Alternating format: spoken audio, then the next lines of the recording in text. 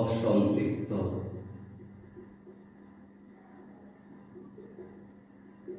বাষ্পচাপ। তারপরে আসো, অর্থাৎ এই এক্সপেরিমেন্টটা করার সময় আমাকে কি করতে হবে জানো? একটা নির্দিষ্ট আয়তন নিয়ে তারপরে কাজ করতে হবে। একটা নির্দিষ্ট আয়তন বলতে তুমি মনে করো আমি এরকম একটা ঘর বিবেচনা করব, যে এটা হচ্ছে মনে করো একটা ঘর, এই একটা ঘর, ঠিক আছে, এটা একটা ঘর, ঠিক আছে, এই একটা ঘর,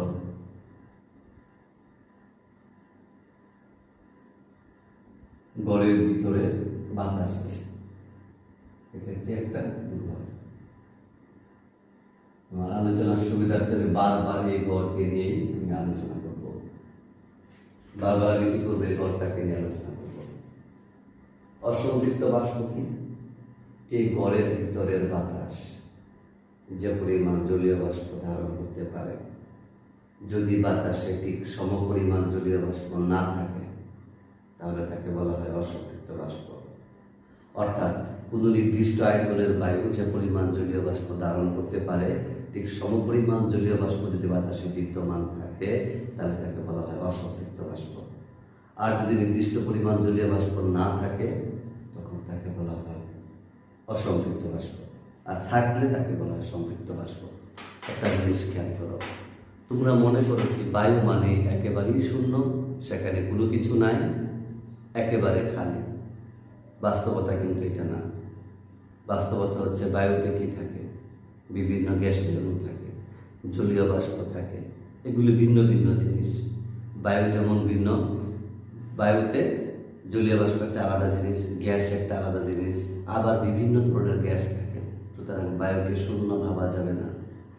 বায়ুর মধ্যে জলীয় বাষ্প থাকে, বায়ুর একটা আলাদা অস্তিত্ব, যে আলাদা অস্তিত্ব কি করে? জলীয় বাষ্পকে ধরে রাখে, ঠিক আছে? আচ্ছা, তাইলে বায়ুতে যে পরিমাণ জল, এই ঘরটা মনে করো, এই ঘরটা যে পরিমাণ জলীয় বাষ্প ধরে রাখতে পারে, ঠিক সমপরিমাণ জলীয় বাষ্প যদি এই ঘরের বাতাসে বিদ্যমান থাকে তখন তাকে বলা হবে সম্পৃক্ত বাষ্প, আর না থাকলে তাকে বলা হবে অসম্পৃক্ত বাষ্প। এই ঘরে যখন সম্পৃক্ত বাষ্প থাকে, কি করে? এই ঘরে যখন সম্পৃক্ত বাষ্প থাকে, সেই সম্পৃক্ত বাষ্পটা এই ঘরের ফ্লোরের মধ্যে, এই সম্পৃক্ত বাষ্পটা এই ঘরের ফ্লোরের মধ্যে, এই ঘরের ফ্লোরের মধ্যে যে চাপ দেয় তাকে বলা হয় সম্পৃক্ত বাষ্প চাপ, ঠিক আছে? এই সম্পৃক্ত বাষ্প ঘরের ফ্লোরের মধ্যে যে চাপ দেয় তাকে বলা হয় সম্পৃক্ত বাষ্প চাপ। আর অসম্পৃক্ত বাষ্প ঘরের ফ্লোরের মধ্যে যে চাপ দেয় তাকে বলা হয় অসম্পৃক্ত বাষ্প চাপ। বোঝা গেল? অসম্পৃক্ত বাষ্পের মধ্যে পার্থক্য। সম্পৃক্ত বাষ্প আর অসম্পৃক্ত বাষ্পের পার্থক্য যখন লিখবা, প্রথমে সম্পৃক্ত বাষ্পের সংজ্ঞা লিখবা, তারপর অসম্পৃক্ত বাষ্পের সংজ্ঞা লিখবা, এরপরে কি লিখবা? এদের বাকি বৈশিষ্ট্যটুকু লিখবা। সম্পৃক্ত বাষ্প বয়েলের সূত্র কি করে মেনে চলে না, কিন্তু অসম্পৃক্ত বাষ্প বয়েলের সূত্র মেনে চলে। সম্পৃক্ত বাষ্প চার্লসের সূত্র মেনে চলে না, অসম্পৃক্ত বাষ্প চার্লসের সূত্র মেনে চলে। তাপমাত্রা বাড়ায় এই নির্দিষ্ট আয়তনের সম্পৃক্ত বাষ্পকে তুমি কি করতে পারো? অসম্পৃক্ত বাষ্পে পরিণত করতে পারো। আবার তাপমাত্রা কমায় তুমি এই নির্দিষ্ট আয়তনের অসম্পৃক্ত বাষ্পকে তুমি সম্পৃক্ত বাষ্পে পরিণত করতে পারো। গেল এটা। এখন আসো, আমি আর্দ্রতা কাকে বলে এটা নিয়ে শুরু করি, ঠিক আছে? আর্দ্রতা কাকে বলে? আর্দ্রতা কাকে বলে? তারপরে আসো পরম আর্দ্রতা কাকে বলে? পরম আর্দ্রতা কাকে বলে? এরপরে আসো আপেক্ষিক আর্দ্রতা কাকে বলে? আপেক্ষিক আর্দ্রতা কাকে বলে? তিনটা জিনিস পাশাপাশি বই খুলে নিয়ে বসো, দেখো, বুঝবা। আর্দ্রতা বলতে হচ্ছে বায়ুতে বিদ্যমান জলীয় বাষ্পের ভরকে বলা হয় বায়ু আর্দ্রতা। কি বলছে? ইন জেনারেল কথা। আর্দ্রতা মানে হচ্ছে ভিজা, বায়ু কতটা ভিজা, অর্থাৎ বায়ুতে বিদ্যমান জলীয় বাষ্পের পরিমাণকে বলা হয় বায়ু। আর্দ্রতা নির্দিষ্ট আয়তনের সাপেক্ষে বলবে। একক বায়ুতে একক আয়তনে বিদ্যমান জলীয় বাষ্পের ভরকে বলা হয় কি বায়ুর পরম আর্দ্রতা। বায়ুর একক আয়তনে বিদ্যমান জলীয় বাষ্পের ভরকে কি বলা হয় বায়ুর পরম আর্দ্রতা বলা হয়। আর আপেক্ষিক আর্দ্রতা, এই আপেক্ষিক আর্দ্রতা পড়ানোর আগে তোমাকে আমার পড়তে হবে শিশিরাঙ্ক কাকে বলে। ঠিক আছে, শিশিরাঙ্ক কাকে বলে, শিশিরাঙ্ক কাকে বলে। এই শিশিরাঙ্কটা হচ্ছে গলনাঙ্ক এবং স্ফুটনাঙ্কের ন্যায় একটা টেম্পারেচার। গলনাঙ্ক 0 ডিগ্রি সেলসিয়াস, স্ফুটনাঙ্ক 100 ডিগ্রি সেলসিয়াস, এরকম একটা তাপমাত্রা হচ্ছে শিশিরাঙ্ক। অর্থাৎ কোনো একটা নির্দিষ্ট আয়তনের বায়ু, এটা কি নির্দিষ্ট আয়তনের, অর্থাৎ গড়। আমি যে কোচিং সেন্টারে তোমাদের ক্লাস করছি সেই রকম। তাহলে এখানে শিশিরাঙ্ক কাকে বলে? শিশিরাঙ্ক হচ্ছে যেটা তুমি এখানে একটা টুটকা লিখে নাও, এটা বারবার কাজে লাগবে। শিশিরাঙ্কের সংজ্ঞা, আচ্ছা আমি যখন লিখবো তার পাশে একটা টুকটাটা লিখবো এরকম। বায়ুর তাপমাত্রা একটুখানি বাড়ানো হলে বায়ুর জলীয় বাষ্প চাপ একটুখানি বেড়ে যায়। বায়ুর তাপমাত্রা, বায়ুর তাপমাত্রা একটুখানি, বায়ুর তাপমাত্রা একটুখানি বাড়ানো হলে, বায়ুর তাপমাত্রা একটুখানি বাড়ানো হলে বায়ুর জলীয় বাষ্প, বায়ুর তাপমাত্রা একটুখানি বাড়ানো হলে বায়ুর জলীয় বাষ্প ধারণ ক্ষমতা একটুখানি কি করে, একটুখানি বেড়ে যায়। ঠিক আছে, বায়ুর তাপমাত্রা একটুখানি বাড়ানো হলে কি করে, বায়ুর জলীয় বাষ্প ধারণ ক্ষমতা একটুখানি বেড়েছে। মনে থাকবে, এটা বারবার কাজে লাগবে যে বায়ুর তাপমাত্রা একটুখানি বাড়ানো হলে বায়ুর জলীয় বাষ্প ধারণ ক্ষমতা একটুখানি বেড়ে যায়। এটা কই দেখছো? দেখবা শীতকালে কি হয়, তোমার কুয়াশা পড়ে কোন সময়, সন্ধ্যা এবং সকালে, দুপুরের পরে না। কারণ দুপুর বেলা বায়ুর জলীয় বাষ্প ধারণ ক্ষমতা বেশি, বায়ু গরম, এই জন্য তখন মানে কুয়াশা ঝরে পড়ে না। বাট যদি সন্ধ্যার দিকে কাজ করো তখন দেখো সন্ধ্যার দিকে বায়ুর তাপমাত্রা কমে যায়। সন্ধ্যার দিকে কি করে, বায়ুর তাপমাত্রা কমে যায়। সকালে তাপমাত্রা কম থাকে, এই জন্য বায়ুর জলীয় বাষ্প ধারণ করতে পারে না, এই জন্য এগুলি কুয়াশা বা শিশির আকারে ঝরে পড়ে।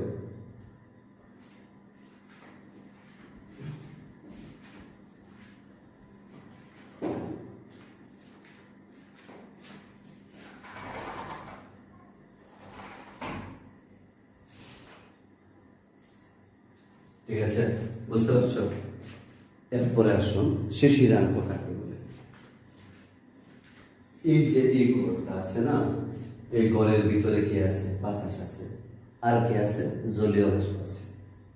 এখন গড়ের তাপমাত্রা যদি তুমি কমাইতে থাকো, গড়ের এই ভিতরের বাতাসের জলীয় বাষ্প ধারণ ক্ষমতা কমতে থাকবে।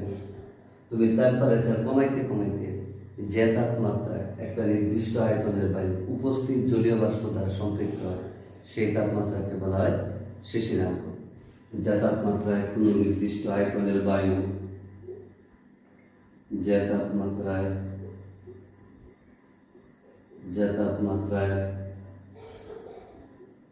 কোনো নির্দিষ্ট আয়তনের বায়ু,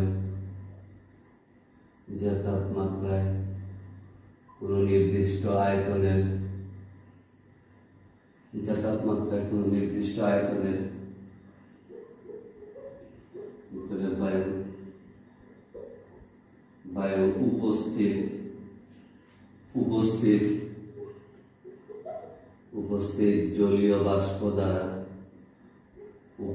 জলীয় বাষ্প দ্বারা সম্পৃক্ত হয়। যে তাপমাত্রায় কোনো নির্দিষ্ট আয়তনের বায়ু উপস্থিত জলীয় বাষ্প দ্বারা সম্পৃক্ত হয় সেই তাপমাত্রাকে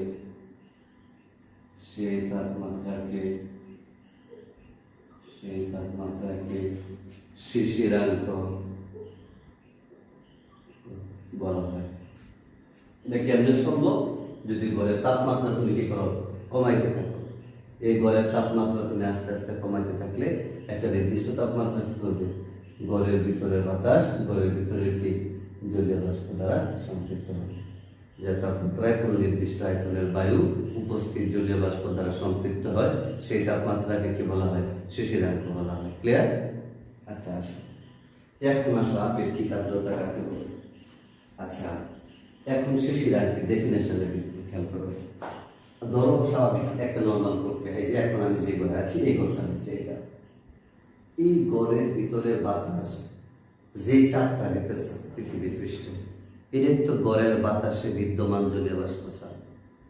মানে কি, বর্তমান যে তাপমাত্রায় আছে এই তাপমাত্রায় বিদ্যমান জলীয় বাষ্পের চাপ। এখন আমি যদি টেম্পারেচার কমাইতে যাই, যখন শিশিরাঙ্কে যাব, তখন তো জলীয় বাষ্প যেটুকু আছে এটুকুই থাকে, কোনো তো পরিবর্তন হবে না। এই জন্য বলা যায় ইন জেনারেল স্বাভাবিকভাবে গড়ের তাপমাত্রা বিদ্যমান জলীয় বাষ্পের চাপ কি, সাধারণ তাপমাত্রায় গড়ের ভিতরে বিদ্যমান জলীয় বাষ্পের চাপ এটাই হচ্ছে শিশিরাঙ্কের সম্পৃক্ত জলীয় বাষ্পের চাপের সমান। কারণ শিশিরাঙ্ক গেলে যে পরিমাণ জলীয় বাষ্প আছে এটাই থাকবে, জলীয় বাষ্পের কোনো পরিবর্তন হবে না। এই জন্য বায়ুর তাপমাত্রায় বিদ্যমান জলীয় বাষ্পের চাপ এবং শিশিরাঙ্কের সম্পৃক্ত জলীয় বাষ্পের চাপের মান সমান। আসো তাহলে এখন আসো আপেক্ষিক আর্দ্রতা।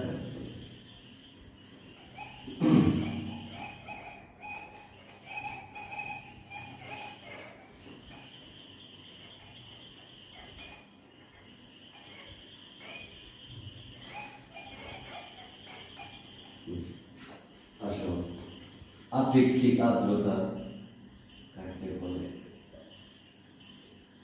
আপেক্ষিক আর্দ্রতা কাকে বলে? আপেক্ষিক আর্দ্রতা হচ্ছে নির্দিষ্ট টেম্পারেচার ফিক্সড, টেম্পারেচারটা গুরুত্বপূর্ণ ফ্যাক্টর। তুমি তার তাপমাত্রা পরিবর্তন হলে সব কিছু এলোমেলো হয়ে যাবে। এই জন্য তাপমাত্রা ফিক্সড রাখতে হবে। নির্দিষ্ট তাপমাত্রায় নির্দিষ্ট তাপমাত্রায়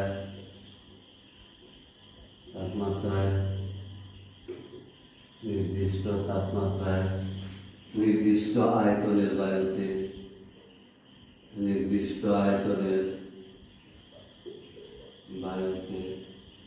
তাপমাত্রায় নির্দিষ্ট আয়তনের বায়ুতে উপস্থিত জলীয় বাষ্পের চাপ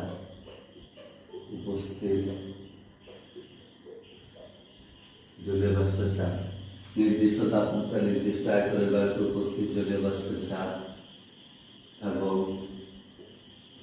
ওই তাপমাত্রায়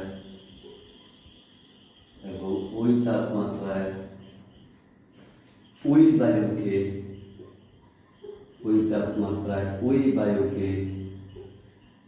সম্পৃক্ত করতে প্রয়োজনীয় এবং ওই তাপমাত্রা ওই বায়ুকে সম্পৃক্ত করতে প্রয়োজনীয়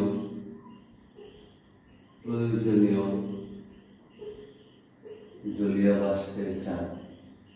নির্দিষ্ট তাপমাত্রা নির্দিষ্ট আয়তনের বায়ুতে উপস্থিত জলীয় বাষ্পের চাপ এবং ওই তাপমাত্রা ওই বায়ুকে সম্পৃক্ত করতে প্রয়োজনীয় জলীয় বাষ্পের চাপের অনুপাতকে আপেক্ষিক আর্দ্রতা বলে।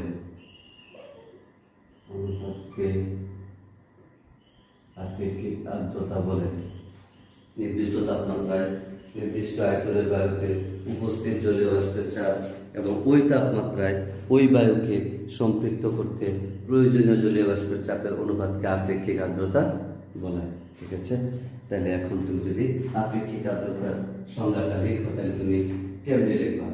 আপেক্ষিক আর্দ্রতা এর ইংরেজি হচ্ছে রিলেটিভ হিউমিডিটি। আপেক্ষিক আর্দ্রতা ইংরেজি কি? Relative humidity. এর জন্য রিলেটিভ হিউমিডিটি থেকে এর নাম আসছে কি? ঠিক আছে, এর নাম আসছে, এটাকে আমরা আর দিয়া কি করি? দিয়া প্রকাশ করি। ঠিক আছে, আসো এখন আমরা এটা নিয়ে লিখি। এখানে তুমি লিখো আপেক্ষিক আর্দ্রতা।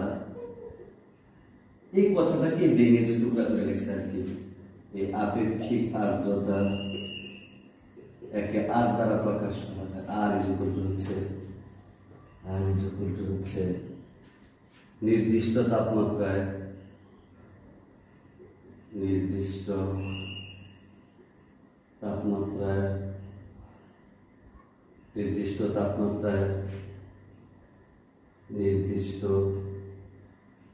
আয়তনের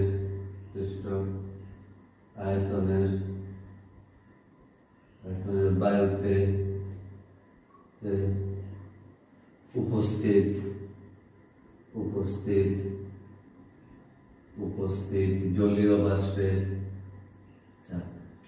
নির্দিষ্ট তাপমাত্রায় নির্দিষ্ট আয়তনের বায়ুতে উপস্থিত জলীয় বাষ্পের চাপ ডিভাইডেড বাই ওই তাপমাত্রায় ওই বায়ুকে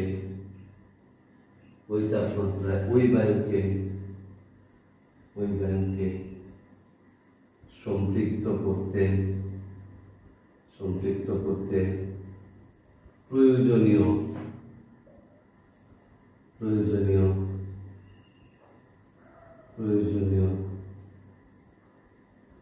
জলীয় বাষ্পের চাপ।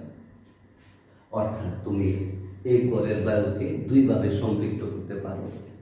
কি এক হচ্ছে গড়ের টেম্পারেচার কমাইতে তুমি কি করছো, একবার একেবারে যে তাপমাত্রায় গেলে গড়ের ভিতরে জলীয় বাষ্প দ্বারা সম্পৃক্ত হয়ে যাবে, অর্থাৎ শিশিরাঙ্কে সম্পৃক্ত জলীয় বাষ্পের চাপ।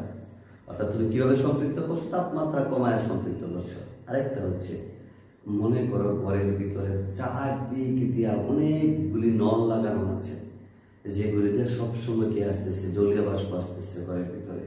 আস্তে আস্তে কি হবে, একটা সময় ঘরের ভিতরে বাতাস ওই বাহির থেকে আসা জলীয় বাষ্প দ্বারা সম্পৃক্ত হয়ে যাবে। একটা হচ্ছে তাপমাত্রা কমায় সম্পৃক্ত করছো, আর একটা হচ্ছে বাহির থেকে জলীয় বাষ্প আইনা সম্পৃক্ত করছো। এই দুইটার অনুপাত হচ্ছে আপেক্ষিক আর্দ্রতা। অর্থাৎ কি বলছি, নির্দিষ্ট আয়তনের বায়ুতে উপস্থিত জলীয় বাষ্পের চাপ ডিভাইডেড ওই তাপমাত্রার বায়ুকে সম্পৃক্ত করতে প্রয়োজনীয় জলীয় বাষ্পের চাপ। আমরা জানি কি নির্দিষ্ট তাপমাত্রায় কোন স্থানে জলীয় বাষ্পের চাপ নির্দিষ্ট তাপমাত্রায় নির্দিষ্ট আয়তনের বায়ুতে উপস্থিত। এই চাপ দিয়েও সংজ্ঞাটা দেওয়া যায়, বল দিয়েও দেওয়া যায়। বইয়ে প্রথমে বল দেওয়া বলছে, ঠিক আছে, তারপরে চাপে নিছি। এক কথা একটি, ঠিক আছে। নির্দিষ্ট তাপমাত্রা নির্দিষ্ট আয়তনের বায়ুতে উপস্থিত জলীয় বাষ্পের চাপ না দিয়ে কি দিবা, বল দিবা, জলীয় বাষ্পের বল, এবং ওই তাপমাত্রা ওই বায়ুকে সম্পৃক্ত করতে প্রয়োজনীয় জলীয় বাষ্পের ভরের অনুপাতকে আপেক্ষিক আর্দ্রতা বলে। অর্থাৎ চাপ যে কথা, বল একই কথা। তবে বইয়ে যেহেতু প্রথমে বল দেওয়া শুরু করছে, বল দেওয়া না, তারপরে আস্তে আস্তে চাপে কনভার্ট করছে। বায়ুকে সম্পৃক্ত করতে প্রয়োজনীয় ভরের অনুপাতকে আপেক্ষিক আর্দ্রতা বলে। তাহলে আপেক্ষিক আর্দ্রতা হচ্ছে কি, নির্দিষ্ট তাপমাত্রা নির্দিষ্ট আয়তনের বায়ুতে উপস্থিত জলীয় বাষ্পের ভর ডিভাইডেড বাই ওই তাপমাত্রা ওই বায়ুকে সম্পৃক্ত করতে প্রয়োজনীয় জলীয় বাষ্পের ভর। এই দুই অনুপাতকে বলা হয় আপেক্ষিক আর্দ্রতা। কেন? আমরা জানি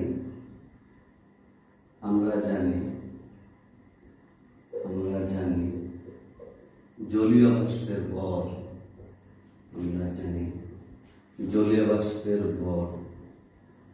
জলীয় বাষ্পের চাপের সমানুপাতিক।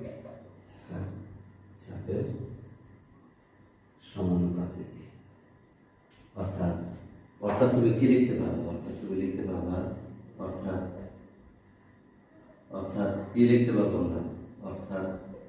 আমরা লিখতে পারবো বল ইজ প্রপোর্শনাল টু চাপ, বা বল is equal to K into চাপ।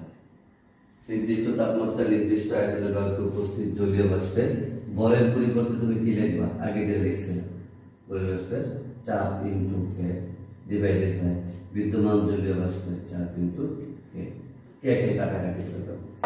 কাটাকাটি করে কি আসবে, নির্দিষ্ট তাপমাত্রা নির্দিষ্ট আয়তনের বায়ুতে উপস্থিত জলীয় বাষ্পের চাপ ডিভাইডেড ওই তাপমাত্রার বায়ুকে সম্পৃক্ত করতে প্রয়োজনীয় জলীয় বাষ্পের চাপ। এই দুই অনুপাতকে বলা হয় আপেক্ষিক আর্দ্রতা। ঠিক আছে, পরে কি লিখবা, ঠিক আছে, এরপরে যদি তুমি এটাকে নিয়ে কাজ করো তাহলে তুমি কি লিখবা, ঠিক আছে। এরপরে তুমি কাজ করে লিখবা কি, যে আমরা কি জানি, এই যে নির্দিষ্ট তাপমাত্রা নির্দিষ্ট আয়তনের বায়ুতে উপস্থিত জলীয় বাষ্পের চাপ, এটা হচ্ছে নির্দিষ্ট আয়তনের বায়ুতে উপস্থিত জলীয় বাষ্পের চাপ নির্দিষ্ট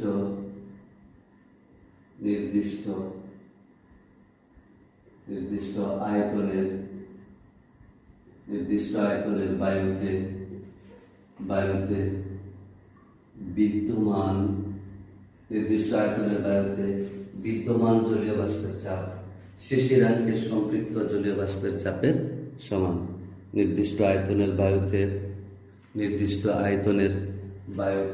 বিদ্যমান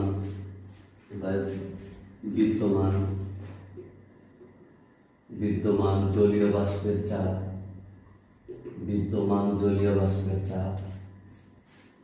শিশিরাঙ্কের সম্পৃক্ত জলীয় বাষ্পের চাপের সমান। জলীয় বাষ্পের চাপ শিশিরাঙ্কের সম্পৃক্ত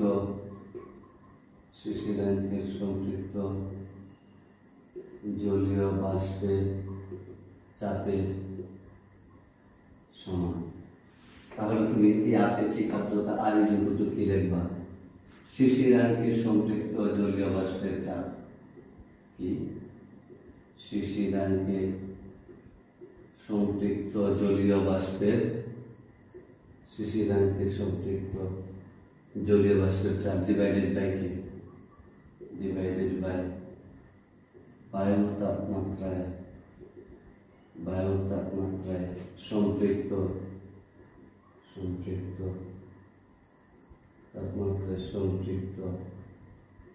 জলীয় বাষ্পের চাপ। আর ইজ ইকুয়াল টু কি? শিশিরাঙ্কের সম্পৃক্ত জলীয় বাষ্পের চাপ ডিভাইডেড বাই কি? বায়ু তাপমাত্রায় সম্পৃক্ত জলীয় বাষ্পের চাপ। আপেক্ষিক আর্দ্রতা আর ইজ ইকুয়াল টু হচ্ছে কি? শিশিরাঙ্কের সম্পৃক্ত জলীয় বাষ্পের চাপ ডিভাইডেড বাই কি? বায়ু তাপমাত্রায় সম্পৃক্ত জলীয় বাষ্পের চাপ। ঠিক আছে, হচ্ছে শিশিরাঙ্কের সম্পৃক্ত জলীয় বাষ্পের চাপ ডিভাইডেড বাই হচ্ছে কি? বায়ু তাপমাত্রায় সম্পৃক্ত জলীয় বাষ্পের চাপ। এখন খেয়াল করো এখানে একটা জিনিস, এটা হচ্ছে এই শিশিরাঙ্কের সম্পৃক্ত জলীয় বাষ্পের চাপকে আমরা কি দিয়ে প্রকাশ করি? স্মল এফ দ্বারা প্রকাশ করি, এটা ক্যাপিটাল এফ দ্বারা প্রকাশ করি। আর আপেক্ষিক আর্দ্রতাকে সবসময় 100% দিয়ে প্রকাশ করা হয়। আপেক্ষিক আর্দ্রতা is equal to small F divided by capital F into 100%। আপেক্ষিক আর্দ্রতাকে সবসময় 100% ইজ ইকুয়াল টু 1। কিন্তু একই জাতীয় দুটি রাশি নিয়ে যখন তুমি কাজ করবে তাদেরকে সবসময় কি করতে হবে? 100% দিয়ে তাদের শতকরা প্রকাশ করতে হবে। ঠিক আছে, মনে থাকবো তো? R is equal to small F divided by capital F into 100%। আপেক্ষিক আর্দ্রতা R is equal to small F divided by capital F into 100%।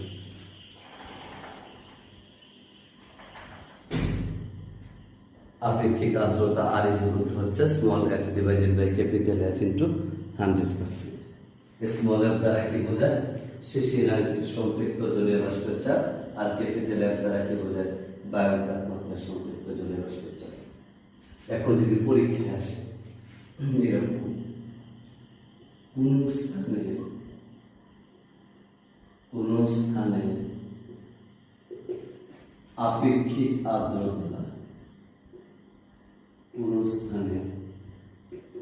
আপেক্ষিক আর্দ্রতা 60%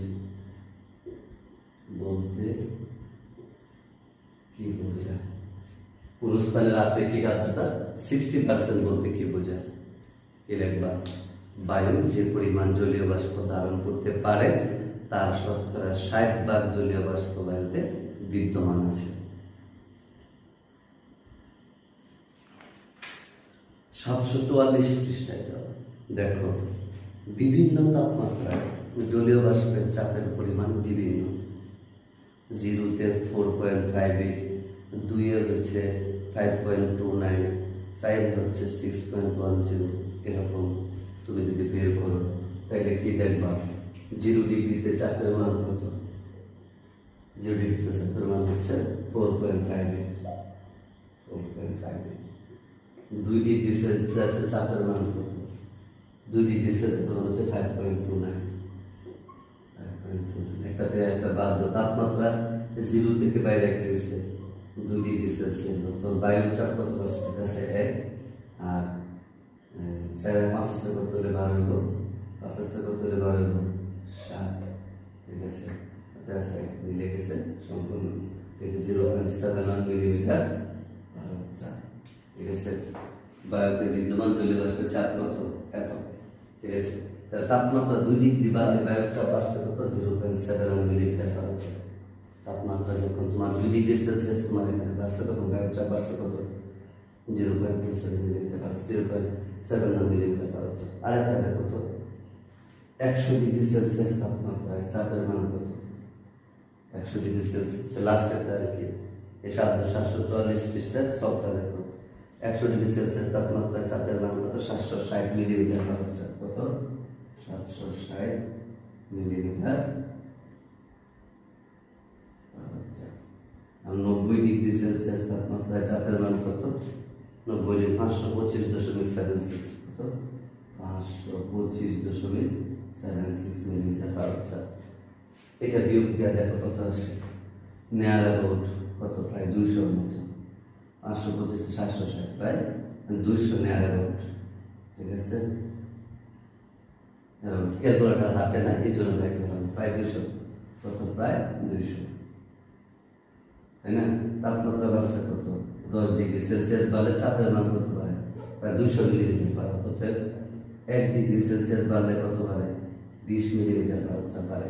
আর এখানে 1 ডিগ্রি বাড়লে কত আসে যদি 1 ডিগ্রি বাড়ো 1 ডিগ্রি সেলসিয়াস বাড়লে কত 0.035 মিলিমিটার বাড়া চলে আসে।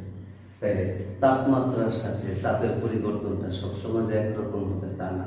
এর জন্য তুমি অঙ্ক করার সময় প্রতি 2 ডিগ্রি অন্তর অন্তর এটার মান কি করতে হবে আলাদা আলাদা করে হিসাব করতে হবে। একটা একবার বাদ করলে একটা দিয়ে বাকি সব অঙ্ক করে ফেলবা এরকম হবে না। প্রত্যেকটা আলাদা প্রত্যেকটা জন্য আলাদা আমি যেটা বলেছি ঐকিক নিয়ম দিয়ে বের করে নিয়ে হিসাব করে ফেলো। তো তোমরা অনেক স্মার্ট তোমরা ক্যালকুলেটর টিপটা করে ফেলো ঐকিক নিয়ম করো না কিন্তু অতিরিক্ত স্মার্টনেস দেয় থেকে ভুল করে গেল ইচ্ছে তোমার ইচ্ছা তুমি কিভাবে করবা। এখন আসো আপেক্ষিক আর্দ্রতার উপর ভিত্তি করে একটা অঙ্ক করি বুঝছে অঙ্কটা করলে এরকম হবে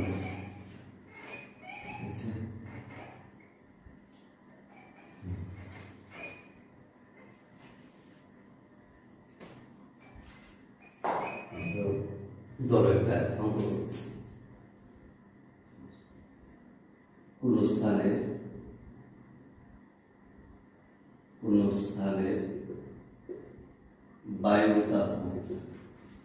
স্থানের বায়ুর তাপমাত্রা হচ্ছে 30 ডিগ্রি সেলসিয়াস এবং শিশিরাঙ্ক হচ্ছে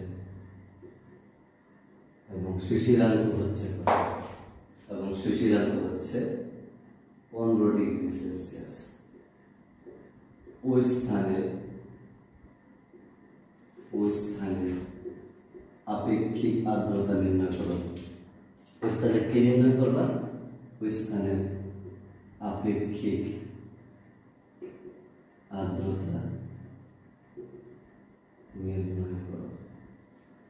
প্রশ্নে এরকম কোটেশন আগে দেওয়া থাকবে 15 ডিগ্রি সেলসিয়াস এবং 30 ডিগ্রি সেলসিয়াসে সম্পৃক্ত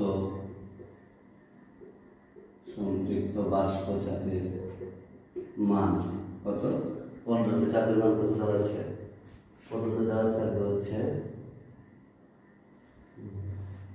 12.20 এবং 12.20 মিলিমিটার এবং 30-এ কত দেওয়া থাকে 30 হচ্ছে 31.30 এবং 30 হচ্ছে 31.83 মিলিমিটার। আচ্ছা এই যে বিভিন্ন তাপমাত্রা 744 পৃষ্ঠায় যে চাপটা দেওয়া আছে বিভিন্ন তাপমাত্রায় চাপের মান এগুলি কিন্তু মেডিকেলের ভর্তি পরীক্ষা 2বার না 3বার আসে। সুতরাং এই মানগুলি তোমাদের মুখস্থ করে রাখতে হবে ঠিক আছে। আচ্ছা এই অঙ্কগুলি যখন করবা যে অঙ্কগুলি করার সময় তোমরা সবসময় সুন্দর করে সাজায় নিবা না সাজায় নিয়ে তুমি অঙ্কগুলি করতে পারবে না। করতে গেলে হিবিজিবি লাগাই দেবে ব্যস্ত লাগাই দেবে। আমি যেভাবে সাজায় অঙ্কটা করবো তোমরা সবাই ঠিক এইভাবে সাজায় অঙ্কটা করবা তাহলে ভুল হওয়ার চান্স থাকবে না। প্রথমে যে আপেক্ষিক আর্দ্রতা বের করতে হলে তোমার প্রথমে বায়ুর তাপমাত্রা এবং শিশিরাঙ্ক জানা থাকা আবশ্যক ঠিক আছে। এখানে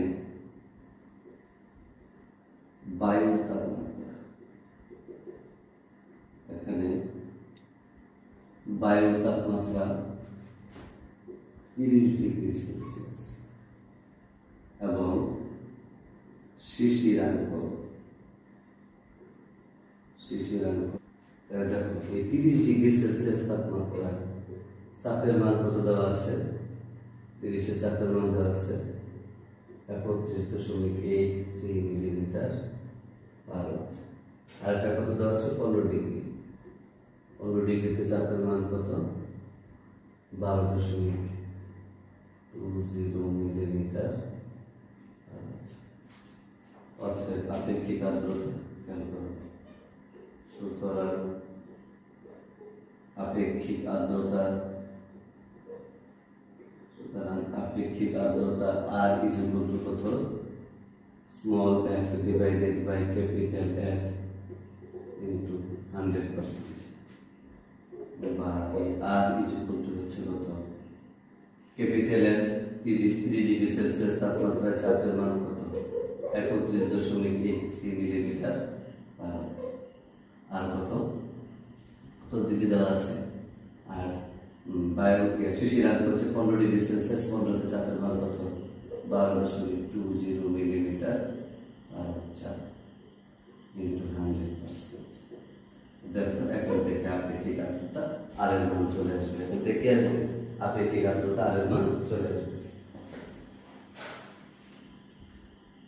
খেয়াল করে বের করবো 12.2 divided by 31.83 is equal to 0.38 into 38.32%। আপেক্ষিক আর্দ্রতা আর ইজ ইকুয়াল টু কত? আপেক্ষিক আর্দ্রতা আর ইজ ইকুয়াল টু হচ্ছে 38.32%। এরকম হবে। ঠিক আছে, এখন অঙ্ক এরকম অঙ্ক এমসিকিউ ছাড়া কোনো কাজে দেবে না। তোমার অঙ্কে একটু ব্যাস লাগাই দেবে। কিরকম ব্যাস লাগাইতে পারে সেটা দেখো। এটা হচ্ছে 1 নম্বর অঙ্ক করছে। 1 নম্বর অঙ্ক মনে করো এটা ছিল একটু বেলা 1 নম্বর অঙ্ক।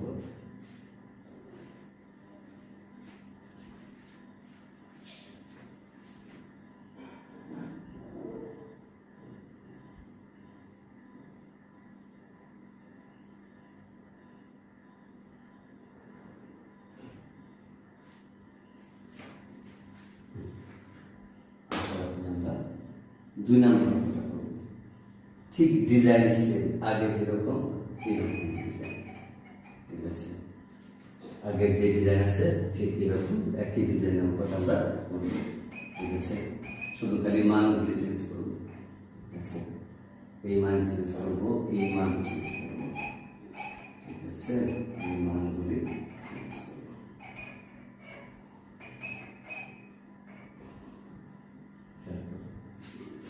কোনো একদিন বায়ুর তাপমাত্রা হচ্ছে, মনে করো কত ডিগ্রি? বায়ুর তাপমাত্রা হচ্ছে তোমার 30.8°C এবং শিশিরাঙ্ক হচ্ছে তোমার 26.7°C। এখন তোমার তাহলে কি কি দেওয়া থাকবে? যেহেতু দেওয়া আছে 30, তারপরে লেখো ঠিক আছে, খেয়াল করো, তারপরে লেখো 30-এর পরে হচ্ছে 30°C, তারপরে দাও 32°C, তারপরে দাও 26°C, এরপরে দাও 28°C,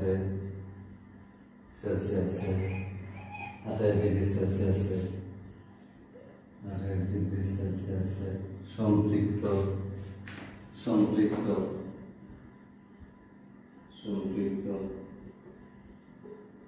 সম্পৃক্ত জলীয় বাষ্পের চাপ। এটা হচ্ছে কত নাম্বার? তোমার 2 নাম্বার। আর এটা হচ্ছে 1 নাম্বার, এটা হচ্ছে মনে করো তোমার 2 নাম্বার। সমুদ্র চাপ যা থাকলো না কি খেয়াল করো। 30-এ চাপের মান কত? 30-এ চাপের মান হচ্ছে তোমার 31.83 মিলিমিটার পার। 32-এ চাপের মান হচ্ছে তোমার 35.66 মিলিমিটার, আর 26 চাপের মান কত তোমার 25.21 মিলিমিটার, আর 21 মিলিমিটার আর চাপ এইচপি, এবং 28 চাপের মান কত 8.35 মিলিমিটার পারদ। ঠিক আছে। আচ্ছা, এখানে বায়ুর তাপমাত্রা ঠিক সেইভাবে অঙ্কের ডিজাইন কিন্তু একই থাকে। বায়ুর তাপমাত্রা is equal to 30.8 degree Celsius, শিশিরাঙ্ক কত 26.7 ডিগ্রি সেলসিয়াস, দূরত্বটা আছে। এখন মানগুলি এখানে দেখো, 30 degree Celsius, 32 degree Celsius, 26 degree Celsius, 28 degree সেলসিয়াসের চাপের মান কত? 30-এ কত 31.83 মিলিমিটার আর হচ্ছে 32-এ কত 35.66 মিলিমিটার আর হচ্ছে 30, 32, 26-এ কত 25.1 মিলিমিটার আর হচ্ছে 28-এ কত 28.35 মিলিমিটার পার হচ্ছে। তুমি কিন্তু সবসময় এই ডিজাইনটা ঠিক রাখবা, এইভাবে অঙ্ক করতে পারবা, তাহলে তোমার অঙ্কটা কোনো ভুল থাকবে না, ভুল করবে না, প্রত্যেকটা অঙ্ক করতে পারবে না। R is equal to small F divided by capital F. Small F কত হবে শিশিরাঙ্ক, শিশিরাঙ্ক সম্পৃক্ত জলীয় বাষ্পের চাপ, তাহলে শিশিরাঙ্ক কত আছে তুমি? শিশিরাঙ্ক 26.7। তাহলে আমি একটা কথা প্রায় বলি, বায়ুর তাপমাত্রা একটুখানি বাড়লে বায়ুর জলীয় বাষ্প ধারণ ক্ষমতা একটুখানি বেড়ে যায়। এখন 26-এর জন্য তুমি চাপের মান পাইবা কত 25.2 মান, কত 26-এর জন্য তুমি কত পাইতেছো 25.2। বাকিটা ওই কি নিয়ম করে রাফে বের করবা, রাফে বের করবা, মোবাইল টিপটা বার করো, যেভাবে বার করো বার করে আইনা এই জায়গায় বসাই। আর বায়ুর তাপমাত্রা 30.8 ডিগ্রি, 30-এর জন্য কত? এই যে এটা নিয়ে আসো 31.83 মিলিমিটার পারদ। এইটুকুর জন্য তুমি ঐকিক নিয়ম পাবা। এখানে 30 থেকে 32 তাপমাত্রা বৃদ্ধি পায়, কত তাপমাত্রা বৃদ্ধি পায়, কতটুকু বাড়ছে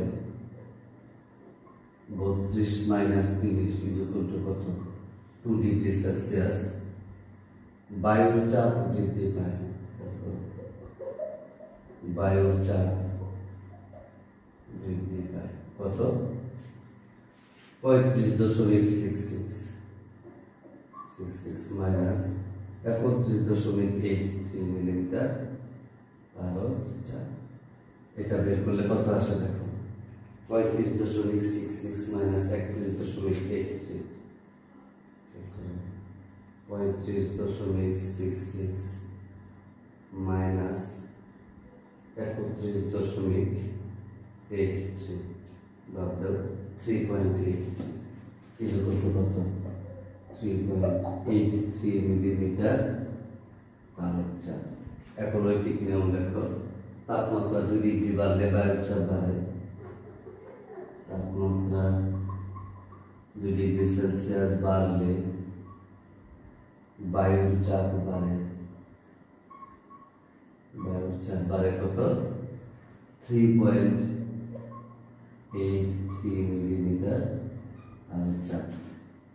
তাপমাত্রা 2 ডিগ্রি সেলসিয়াস বাড়লে বায়ুর চাপ বাড়ে কত 3.83 মিলিমিটার পারদ চাপ। ঠিক আছে, তাপমাত্রা 2 ডিগ্রি সেলসিয়াস বাড়লে বায়ুর চাপ বাড়ে 3.83 মিলিমিটার পারদ চাপ। ঠিক আছে, তাপমাত্রা 1 ডিগ্রি সেলসিয়াস বাড়লে, তাপমাত্রা 1 ডিগ্রি সেলসিয়াস বাড়লে বায়ুর চাপ বাড়ে কত 3.83 ডিভাইডেড বাই 2 মিটার পারদ চাপ। তাপমাত্রা কতটুকু বাড়তে হবে, কোন জায়গায় নিয়ে কাজ করতে 30 আর 32, তাহলে এই বায়ুর তাপমাত্রা নিয়ে কাজ করতেছে কারেন্ট এই 30.8 লাগে তো মান তুমি বসাই দিছো, আর এই 0.8 ডিগ্রি লাগে তুমি এই এত কাজ করতে হচ্ছে এই 0.8 ডিগ্রি সেলসিয়াস তাপমাত্রা বাড়লে বায়ুর চাপ কতটুকু বাড়ে এটা বের করার জন্য, তাহলে 0.8 ডিগ্রি সেলসিয়াস 0.8 ডিগ্রি সেলসিয়াস তাপমাত্রা বাড়লে বায়ুর চাপ বাড়ে কত, 3.83 ডিভাইডেড বাই 2 ইন্টু 0.8 মিলিমিটার পার হচ্ছে। বের করো কত আসে 3.83 ইন্টু 0.4 1.532 মিলিমিটার পার হচ্ছে কত, 1.532 মিলিমিটার পার মিলিমিটার হচ্ছে কতটুকু বাড়ছে, এই 0.8 এটা হবে 1.532 মিলিমিটার। আচ্ছা, আমি কারেন্ট নিয়ে কাজ করছি, বায়ুর তাপমাত্রা নিয়ে কাজ করছি, যেখানে কোথায় বসে থাকবে বায়ুর তাপমাত্রা। রাত বাজে 12:30, তোমাদের চাপ, তোমরা অনেকে আপেক্ষিক আর্দ্রতা বুঝো না, আমি ঘুমায় ক্লাসটা করতেছি, রাত 12:30 বাজে আমি যখন ক্লাসটা করি, ঠিক আছে। এটা হচ্ছে কি হয়েছে, ওই ডিগ্রি সেলসিয়াস বাড়লে বায়ুর চাপ কতটুকু বাড়ে, এটা নিয়ে কাজ করতে হবে, ঠিক আছে। আচ্ছা, আসুন সৃষ্টি রাখবো কত, 26.7 ডিগ্রি সেলসিয়াস। 26 ডিগ্রিতে চাপের মান কত দেওয়া আছে, 25.25 এখানে বসাইছে। এই 0.7টা এখন তুমি ঠিক এই প্রক্রিয়ায় বার করো, ঠিক আছে। কত তাপমাত্রা বৃদ্ধি কত হয়েছে, তাপমাত্রা বৃদ্ধি হয়েছে কত, এই 28 - 26, এই 28 থেকে 26 বাদ দিয়ে 2 ডিগ্রি সেলসিয়াস, তখন বায়ুর চাপ বাড়ছে কত, 28 হচ্ছে কত, 28 হচ্ছে কত 28.35, আর এখানে কত 26 কত 25.21, বাদ দিলে দেওয়া কত আসে, বাদ দিলে কত আসবে 28.35 minus 28.35 minus 25.21 equal to 3.14, equal to কত আসবে 3.14 মিলিমিটার। এখন তাপমাত্রা 2 ডিগ্রি বাড়ালে বায়ুর চাপ বাড়ে কত, 3.14 মিলিমিটার পার হচ্ছে। তাহলে এটাতে কত আসবে 3.14, এখানে কত আসবে 3.14, আর এখানে 0.7, অর্থাৎ কি, তাহলে 3.14 ইন্টু 7, তারপর 3.14 ইন্টু 3.14 ইন্টু 0.7 ডিভাইডেড বাই 2 1.099, কত আসবে 1.099 মিলিমিটার, আর কত আসবে এই 1.099 মিলিমিটার পার চাপ বাড়বে কত, 1.099 মিলিমিটার পার চাপ বাড়বে, ঠিক আছে। এটা হচ্ছে এই একটা অংশ।